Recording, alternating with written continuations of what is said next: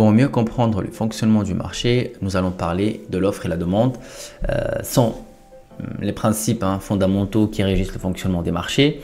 Ce concept repose sur la dynamique entre les acheteurs-vendeurs et ça détermine le prix d'un bien ou service. Et en fait, ce mécanisme n'est pas propre que aux produits physiques, il est également à la base des mouvements sur les marchés financiers.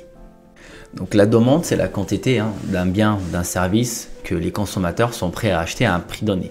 L'offre, c'est totalement l'inverse, c'est la quantité d'un bien ou d'un service que les producteurs sont prêts à vendre à un prix donné.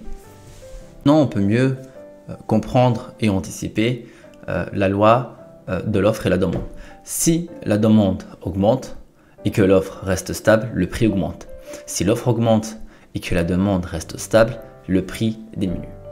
Si l'offre, et ça c'est très important, c'est l'équilibre du marché, si l'offre et la demande varient au juste prix, et le prix s'ajuste au fonctionnement de la force dominante. Donc maintenant en trading, quand on a une demande qui augmente et l'offre qui reste stable, on a ce qu'on appelle un marché haussier, un bull market.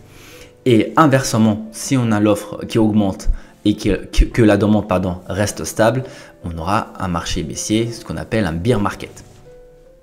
Donc pour faire simple, les transactions représentent une bataille entre acheteurs et vendeurs. Et parfois quand on arrive sur une force équilibrée sur le marché, ce qu'on appelle dans le trading des marchés de range. Maintenant, on va regarder ensemble ce que c'est une zone de demande et ce que c'est une zone d'offre. Une zone de demande, c'est plutôt une zone d'achat qui intéresse dans un premier temps les acheteurs pour acheter à ce prix fixe dans cette zone, mais aussi ça intéresse les vendeurs. Pourquoi? Parce que grâce à ça, on peut vendre en face. Et inversement aussi, pour les zones d'offre, c'est des zones où on a beaucoup de vendeurs à ce prix-là et que ça intéresse beaucoup d'acheteurs parce qu'on aura la contrepartie.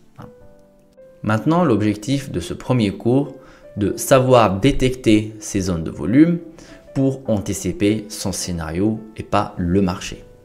Donc quand on arrivera sur une zone de demande, une zone d'achat, on peut tenter, théoriquement parlant, un rebond sur cette zone pour suivre la tendance.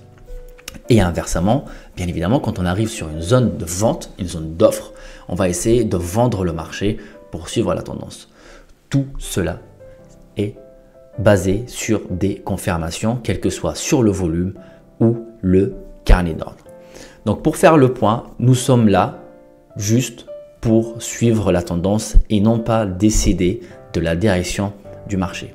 On va rajouter par la suite aussi un point sur la macro dans le trading qui impacte vraiment les marchés financiers. Je vous dis à très bientôt.